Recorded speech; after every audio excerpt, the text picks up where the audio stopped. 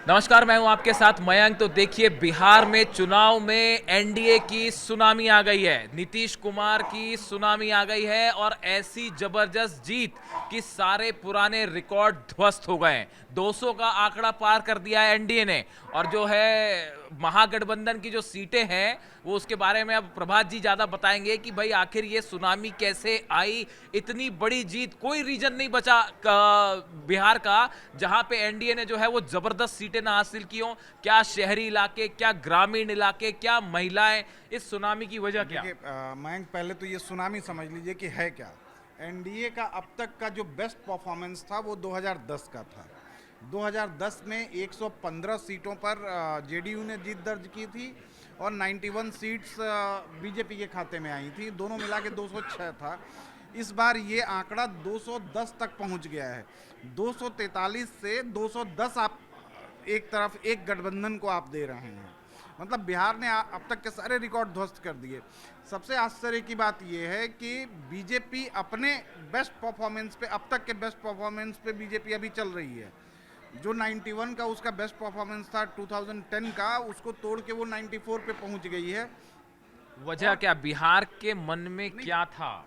देखिए बिहार के मन में एक अस्थाई और डबल इंजन वाली सरकार का जो कॉन्सेप्ट एक चला है पिछले कुछ वर्षों में, कि जिसकी केंद्र में सरकार उसी की राज्य में सरकार। तो बिहार जैसे यूपी के लोगों को लगता है कि भाई डबल इंजन की सरकार है तो डेवलपमेंट, इंफ्रास्ट्रक्चर, इकोनॉमी और एम्प्लॉयमेंट, इन सब की बात शायद बिहार के मन में भी वही था। जो आप अभी थोड़ी देर पहले भी हम लोगों ने डिस्कस किया था मयंक, कि एक मुश्त वोट, एक तरफा वोटिंग हुई वोटिंग है। हुई है, बिल्कुल। वोटिंग परसेंटेज के मामले में आप अगर देखेंगे तो लगेगा कि बहुत कांटे का मुकाबला था, लेकिन वो सीट में कन्वर्ट नहीं हो पाया। इसके कई और फैक्टर्स हैं। आप सबसे आश्चर्य की बात है कि कांग्रेस कांग्रेस अभी सुपड़ा इलेक्शन सुपड़ा साहब। सुपड़ा साफ है। कांग्रेस इलेक्शन कमीशन की साइट के मुताबिक कांग्रेस सिर्फ एक सीट पे अभी बढ़त बनाए हुए है, जो किशनगंज की सीट है, किशनगंज सदर की सीट है। कमरूल होदा वहां से आगे हैं। मतलब आप सोचिए कि कांग्रेस आज एक राष्ट्रीय पार्टी का दर्जा रखती है नेशनल लेवल पे, लेकिन कांग्रेस बिहार में, हम जो जीतन राम मांझी की पार्टी है उससे पिछड़ी है।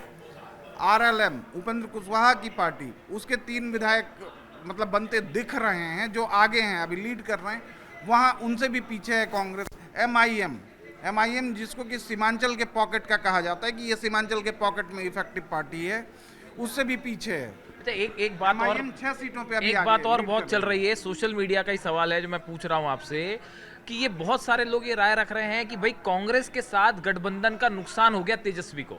क्या? बिल्कुल बिल्कुल, ये अगर तेजस्वी अलग होते, देखिए नुकसान गठबंधन का हुआ या लठबंधन का हुआ, ये कहना थोड़ा सा मुश्किल है। नुकसान हुआ है। लठबंधन मैं क्यों कह रहा हूं कि लठबंधन, जो भाई आप चुनाव लड़ने के मूड में हैं, आप गठबंधन 2018 से चला रहे हैं कि हम इंडिया ब्लॉक हैं, इंडिया ब्लॉक के हम मेंबर हैं, लेकिन जब टिकट बंटवारे की बात आती है, सीटों के बंटवारे की बात आती है, तो सेकंड फेज का नॉमिनेशन तक आपका क्लियर नहीं होता है कि किसको कितनी सीटें मिलनी है। आप अपनी जिद, कांग्रेस अपनी जिद पे अड़ी है, आरजेडी अपनी जिद पे अड़ी है, वीआईपी अलग अपनी जिद पे अड़ी है। तो ये कुल मिला के नुकसान इस चीज़ का हुआ है कि जनता में एक कन्फ्यूजन था। 7-8 सीटें ऐसी थी जहां फ्रेंडली फ्रेंडली फाइट फाइट थी। हो, हाँ आप हाँ। वो कहने को फ्रेंडली फाइट है, लेकिन भाई अगर मान लीजिए कि कोई भी कैंडिडेट है, उसका 10,000 भी अगर अपना सॉलिड कैंडिडेट कैडर वोट है, तो वो तो नुकसान करने के लिए काफ़ी है ना। बिल्कुल। अच्छा, एक और अनूप हमारे साथ हैं, ये चिराग पासवान जो है पिछली बार अलग लड़े, इस बार जेडीयू के साथ रहे, एनडीए के साथ आए। इसका इसका बड़ा माना जा रहा है, बड़ा फायदा मिला और वोट ट्रांसफर हुए हैं जबरदस्त। नहीं नहीं, बिल्कुल जो है, देखिए बिहार के बारे में बहुत अच्छी बात कही जाती है कि वो यहाँ वोटर कहीं नहीं जाता है, नेता आते जाते हैं। हाँ, तो ये इस बढ़िया बार जो बढ़िया बात है है। इस बार जो है चिराग पासवान ने कर दिखाया। और फिर जैसे से हम लोग ने शुरुआत की थी, आज पूरा रिकॉर्ड का ही दिन रहा, चाहे एनडीए का रिकॉर्ड बन रहा हो या महागठबंधन का रिकॉर्ड जो है बुरी पोजीशन में जा रहा हो। कांग्रेस अपने बुरे उसमें चली गई, आरजेडी बुरे उसमें चली गई, चिराग पासवान अपने बेहतरीन परफॉर्मेंस पे आए, 22 सीटों के साथ जो है अभी भी अच्छी बढ़त बनाए हुए हैं। बीजेपी ने तो अपना सर्वकालीन जो है बेहतरीन प्रदर्शन कर दिया बिहार में। जेडीयू ने भी अच्छा प्रदर्शन किया। एनडीए की पोजीशन आप देख ही रहे हैं कि रिकॉर्ड अभी भी पूरी उम्मीद है कि 10-15 सीटें और भी इनके खाते में जुड़ सकती हैं, तो पूरा रिकॉर्ड है। तो जो बिहार में है कि जो जातियां जो है, जिस हिसाब से बिहार को जब एक बहुत अच्छा जो है सोशल मीडिया पे भी चल रहा है और वेब सीरीज में भी देखा कि आप बिहार को जब ये समझते हैं कि हम समझ चुके हैं ना, तो आप समझिए कि बिहार को आप समझे नहीं है, क्योंकि जब आप बिहार को समझने की बात करते हो बिहार आपको चौंका देता है। इस बार वो डायलॉग बिल्कुल फिट हुआ है। जब बिहार को हम लोग ने समझा, बिहार ने चौंका के रख दिया और रिकॉर्ड पे रिकॉर्ड बनाते चले जा रहे हैं और अभी भी रिकॉर्ड बदस्तूर जारी है। पता नहीं, जो सर बता रहे थे कि कांग्रेस जी, प्रभा जी बता रहे थे कि कांग्रेस का खाता है, हो सकता है वो किशनगंज की सीट अभी लीड दिख रही है, लेकिन अभी रुझानों में है, हो सकता है कि वो सीट भी उनके खाते से चली जाए। हाँ, एक सवाल जो है प्रभात जी से, ये प्रशांत किशोर वाला मामला जो है, देखिए इतना बड़ी हवा बनी, जन सुराज और बड़े बड़े वादे, बड़े बड़े दावे। हालांकि प्रभात जी पहले से जो है इसी लाइन पे थे कि बड़ा मामला है, गुब्बारा है। ये वजह क्या रही बिल्कुल है? देखिए, प्रशांत किशोर को ये लग रहा था ना, हालांकि हैं वो भी बिहार से ही, और पता नहीं उन्होंने बिहार को समझने में ये गलती क्यों कर दी।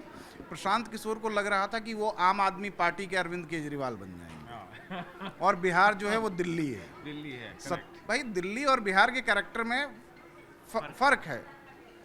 दिल्ली का साइज आप ये जो है, ये बढ़िया कमेंट आया है इस विश्लेषण का, बढ़िया कमेंट है ये कि जो है प्रशांत किशोर दिल्ली के अरविंद केजरीवाल बनना चाह रहे थे। ये बढ़िया, ये इसको याद रखेगा। अरविंद केजरीवाल बनना, लेकिन वो बन नहीं पाए। लेकिन बन नहीं पाए। भाई आप 70 सीटों की विधानसभा है, 1.5 से 2 करोड़ का वोटर है, और वोटर का मिजाज अलग है। दिल्ली में मिक्स वोटर है ना, देश के हर कोने का आदमी जो है वो दिल्ली के वोटर लिस्ट में है। मतलब साउथ का भी है, नॉर्थ का भी है, ईस्ट का भी है, वेस्ट का भी है, बिहार का भी है। लेकिन बिहार का जो मूल वोटर है जो अभी, वो सिर्फ बिहार का है। सर एक चीज़ और हो सकता है कि इसमें जैसे जब प्रशांत किशोर ने चूंकि सभी पार्टियों के लिए जो है स्ट्रेटजी बनाई, तो उनको ये लगा कि वो पार्टियों को तो खूब समझ रहे हैं, लेकिन फिर वही मैं कहूँ कि बिहार को नहीं समझ पाए। वो पार्टी को तो समझ रहे थे, लेकिन बिहार को जो वोटर जिसको वोट करना है, जिसको सरकार बनानी है, जिसको मैंडेट देना है, वो उसको नहीं समझ पाए। और बिहार ने सबसे ज़्यादा अगर चौंकाया तो प्रशांत किशोर को चौंकाया। देखिए बिहार में, मतलब प्रशांत किशोर वाले फैक्टर पे जब भी हम लोग बात कर रहे हैं, प्रशांत किशोर के कैंडिडेट कौन थे? मैक्सिमम कैंडिडेट प्रशांत किशोर के वो थे जो एनडीए या महागठबंधन के बागी उम्मीदवार थे, जिनको टिकट नहीं मिला, रेबल थे। टिकट नहीं मिला, यहाँ हम चल दिए इधर। मतलब आपको सिर्फ चुनाव लड़ना है, आपको पार्टी की विचारधारा से मतलब नहीं है, आपको पार्टी के लाइन लेंथ से मतलब नहीं है, आपको डेवलपमेंट से मतलब नहीं है, आपके पास एजेंडा नहीं है। प्रशांत किशोर जितने एजेंडे गिनवा रहे थे, चाहे वो एजुकेशन हो, हेल्थ हो, एम्प्लॉयमेंट हो, महंगाई हो, इंफ्रा डेवलपमेंट की बात हो, आप गिनवा तो रहे हैं, लेकिन आप कर क्या पाएंगे और करेंगे कैसे करेंगे, ये आपके पास विजन नहीं है। कोई विजन था ही नहीं, फ्यूचर का कोई विजन नहीं था। उन्हें लग रहा था कि हम लोग कहते हैं ना रणछोड़ को बिहार कभी पसंद नहीं करता है। प्रशांत किशोर ने एक उम्मीद दिखाई, पिछले साल पार्टी बनाई 2 अक्टूबर को 2024 में, बड़ी रैली की, पार्टी बनाई, और उसके बाद लगातार वो चुनाव के एंड, मतलब नॉमिनेशन के टाइम तक वो ये उम्मीद लोगों को दिलाते रहे कि चुनाव लड़ेंगे, और चुनाव लड़ेंगे भी तो कहाँ से लड़ेंगे? राघोपुर से लड़ेंगे। भाई नॉमिनेशन फाइल होने के 1 दिन 2 दिन पहले तक, लास्ट डेट से 1-2 दिन पहले तक आप कह रहे हैं कि मैं राघोपुर जा रहा हूँ, लेकिन आप गए, चुनाव नहीं लड़ूंगा। अरे भाई आप चुनाव लड़ेंगे नहीं, लड़वाएंगे। जी भाई, मैंने जो आपसे कहा कि जो वो पार्टियों को चुनाव में जो है उनकी रणनीति बनाते थे, तो उन्हें ये कॉन्फिडेंस जो है ओवर कॉन्फिडेंस हो गया कि अब मैं चुनाव नहीं लड़ूंगा, मैं चुनाव लड़वाऊंगा, जिसका रिजल्ट हुआ कि वो लड़वाने के बाद जो था वो विश्वास बिहार की जनता ने उन पर बिल्कुल नहीं किया। अच्छा देखिए, एक जो है, एक बड़ा दावा जो बार बार तेजस्वी की तरफ से हो रहा था, कांग्रेस की तरफ से हो रहा था, जब जिस दिन सेकेंड फेज की वोटिंग खत्म हुई, उसके बाद देखा गया कि 70% सारे रिकॉर्ड जो है वोटिंग के टूट गए। अब तेजस्वी की तरफ से ये दावा हो रहा था बार बार कि भाई वो एग्जिट पोल के बाद भी वो इस बात को लेकर आश्वस्त थे कि ये जो लंबी कतारें लगी थी और ये जो हाई परसेंटेज ऑफ पोलिंग हुई, ये हाई परसेंटेज ऑफ पोलिंग जो है ये सरकार के बदलाव के लिए पोलिंग हुई, इस तरह की बात सामने आई। लेकिन ये मामला, देखिए ये अक्सर होता भी है, ऐसा माना जाता है कई बार कि बहुत ज़्यादा जब पोलिंग हो रही है तो भाई सरकार बदल रही है, एंटी इनकम्बेंसी है। इतना बड़ा मिस कैलकुलेशन आरजेडी के लिए और इतनी बड़ी संख्या में नीतीश के लिए वोट, देखिए मयंक, एक तो अब ये वाला जो फॉर्मूला हम लोग मतलब जब मीडिया में अपना बचपना कह लीजिए कि जब हम लोग करियर की शुरुआत में थे 10, 12, 14, 15 तक ये चीज़ चली है कि high percentage of polling means की एंटी इनकम्बेंसी, सत्ता विरोधी लहर। ये परसेप्शन उसके टूटा बाद इस ये बार। परसेप्शन टूटा है और चुनाव दर चुनाव ये टूटता आया है, वही बिहार में है। आप अगर देखें गुजरात का आप एग्जाम्पल ले लीजिए। गुजरात में जो 2023 में चुनाव हुआ 22 दिसंबर में, बीजेपी अपने अब तक के गुजरात में सब सर्वश्रेष्ठ प्रदर्शन पे है। बिल्कुल। वैसे ही बिहार ने भी सत्ता परिवर्तन के लिए वोट नहीं दिया है, एंटी इनकम्बेंसी के खिलाफ प्रो कम्बेंसी पोलिंग हुई है। हाँ, ये भी बड़ी बात है। देखिए सीमांचल को लेकर भी ये बड़ी बात है, हमारी पहले भी चर्चा हुई इसको लेकर कि 39 सीट्स है, हमने देखा जो सीमांचल की सीट्स है बड़ी जंबी बुरके में महिलाएं लगी हैं, मुस्लिम सीट्स हैं, तो बड़ा इस तरह का दावा हो रहा था कि अगर यहाँ पे वोटिंग होती है तो ये मुस्लिम जो है ये MY फैक्टर और मुस्लिम वोट जो है ये RJD के साथ जाएंगे, इस तरह की बात हुई। लेकिन जो रिजल्ट आ रहे हैं सीमांचल में सुपड़ा साफ है, सीमांचल में एनडीए को अच्छी बढ़त मिली है इस बार। सुपड़ा साफ है महागठबंधन का, जबरदस्त ये आप ट्रेंड अगर है। देखिए सीमांचल के जो इलाके हैं उनके कैरेक्टरिस्टिक्स को भी समझना बड़ा वो है, मतलब वो पल में तोला पल में मासा टाइप का है मामला। एकमात्र आप लोकसभा की अगर सीट देखें तो एकमात्र सीट है सीमांचल की किशनगंज, हाँ। जिसको कि आज तक बीजेपी तोड़ नहीं पाई, उसका करेक्ट। तिलिस्म। लेकिन वहाँ के अगर विधानसभाओं को आप देखें तो वहाँ मिक्स रिएक्शन है। किसी विधानसभा में बीजेपी की अलाइज जेडीयू जीतती है, किसी में कांग्रेस है। जैसे अभी मैंने बताया कि किशनगंज से कमरुल होदा अभी लीड कर रहे हैं, कोचा धामन से MIM के सरवर आलम लीड कर रहे हैं। किशनगंज 68% मुस्लिम आबादी वाला ज़िला है और कोचा धामन जो ब्लॉक है, मतलब मैं यहाँ आपको बताऊं कि कोचा धामन ब्लॉक में मैंने अपने बचपन के कुछ साल गुजारे हैं, तो वो आप कह लीजिए कि 90% मुस्लिम आबादी वाला इलाका होगा। इसलिए वहाँ MIM सरवाइव कर रही है और चल रही है, एक बड़ा फैक्टर है MIM सीमांचल के लिए। इसके बाद आप अररिया की सीटों को अगर देखें, अररिया भी आपको करीब करीब 40% प्लस मुस्लिम पॉपुलेशन वाला ज़िला है। पूर्णिया वैसे ही है और कटिहार।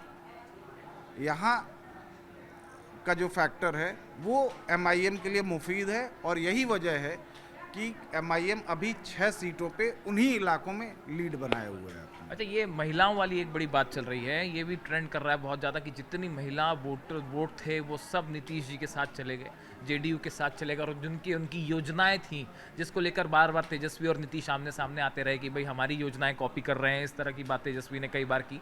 लेकिन ये महिला वोट जो है ये बड़ा फैक्टर रहा। नहीं नहीं, बिल्कुल। देखिए जो आधी आबादी थी साथ में जो है बिहार की, दो मुद्दे थे। एक तो शराबबंदी पहले से चल रहा था, तो आधी आबादी का पूरा झुकाव था नीतीश के, और जब ये 10,000 की स्कीम आई तो उन्हें ये लगा कि हाँ ये जो बोल रहे हैं ये करेंगे, और उसका असर दिखा।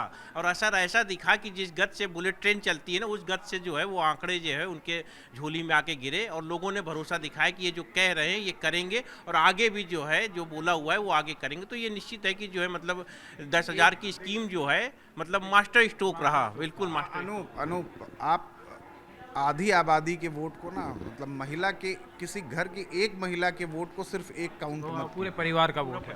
वो एक महिला जो है वो अपना वोट तो बदलती ही है, अपने घर के कम से कम 2 लोगों के वोट को प्रभावित करती है। इसीलिए आप जब देखेंगे कि भाई DBT योजना हो, पुरानी बात हो गई वो, या अभी जो 10,000 आपने स्कीम की बात कही, एक वीडियो बड़ा वायरल है सोशल मीडिया पे। एक महिला से, बुजुर्ग महिला से किसी ने पूछा है, किसी यूट्यूबर का या उसका है कि भाई किसको आप कैसे वोट करेंगे, किसको करेंगे टाइप। तो उसका जवाब यही है कि इतने नमक हराम नहीं है कि जो खिला रहा है पिला रहा है और जो पैसे दे रहा है उसको वोट न दें। तो ये एक सेंटिमेंट। अच्छा, एक और बड़ी इंटरेस्टिंग बात है देखने वाली कि बिहार में जब भी बात होती है तो एक तो जातिगत समीकरण की बात होती है कि बिहार जो है वो जाति फैक्टर बहुत इंपॉर्टेंट होता है। उसके साथ ये भी है कि आप शहरी इलाकों के वोट देखिए, ग्रामीण इलाकों के वोट देखिए, आप जातिगत वोट देखिए, सारी जो सीमाएं हैं वो इस बार बाउंड्रीज टूट गई।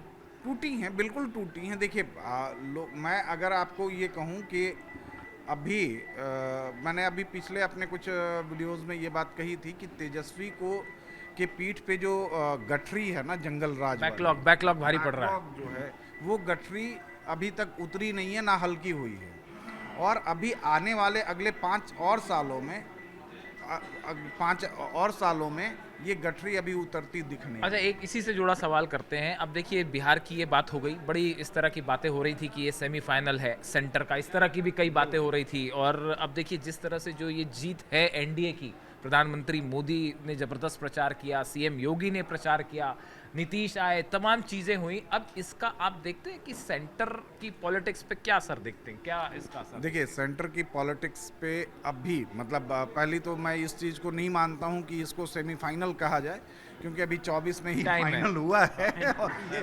25 है, तो इसमें अभी समय है।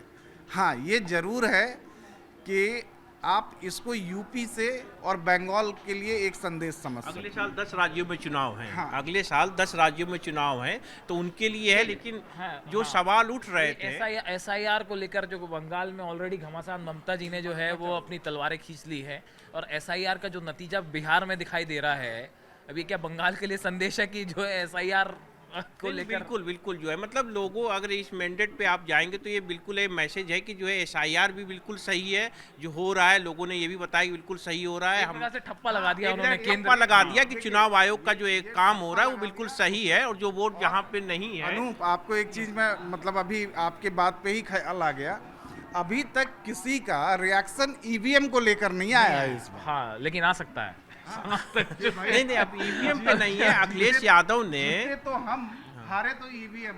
अभी ये वाला राग शुरू अभी नहीं एसआईआर हुआ। को लेके जो हाँ, है जरूर SIR एक नया सोशल उस पे पंचिंग पोस्ट बैग किया था अखिलेश यादव ने। उन्होंने कहा कि अब हमारी लड़ाई अब चुनाव आयोग के खिलाफ होगी, क्योंकि जो उसने किया उसका रिजल्ट दिख SIR रहा जो है। एक नया पंचिंग बैग मिल बैग गया है अपोजिशन अपोजिशन को, कि अब ईवीएम नहीं, अब एसआईआर पे बात होगी, एसआईआर पे आरोप होगा, एसआईआर पे ही हम प्रत्यारोप करेंगे और इसी पे लड़ाई करेंगे। पंचिंग वो है, आप जितना मार सकते हो मारिए, लेकिन लोगों का तो मैंडेट जो है उसको आप अस्वीकार नहीं कर सकते। और लोगों ने बता दिया है कि क्या हमारी सोच है, हमारा निर्णय क्या, वो निर्णय आपको आंकड़ों में दिख रहा है, जो स्क्रीन पे दिख चल रहा रहा था गाना बिहार में बाहर है फिर नीतीश कुमार है, तो भैया सुनामी आ गई है और सारे पूरे रिकॉर्ड्स, पुराने जितने रिकॉर्ड्स थे वो एनडीए ने तोड़ दिए, ध्वस्त कर दिए, और एक बार फिर नीतीश के नेतृत्व पर मुहर लग गई है। तमाम सवाल उठ रहे थे कि ये सीएम होंगे, वो सीएम होंगे, सब जवाब जो है वो मैंडेट ने दे दिया है। देखिए हमने बड़ी बड़ी चर्चा की कि क्या बड़े फैक्टर्स रहे, क्या बड़े कारण रहे,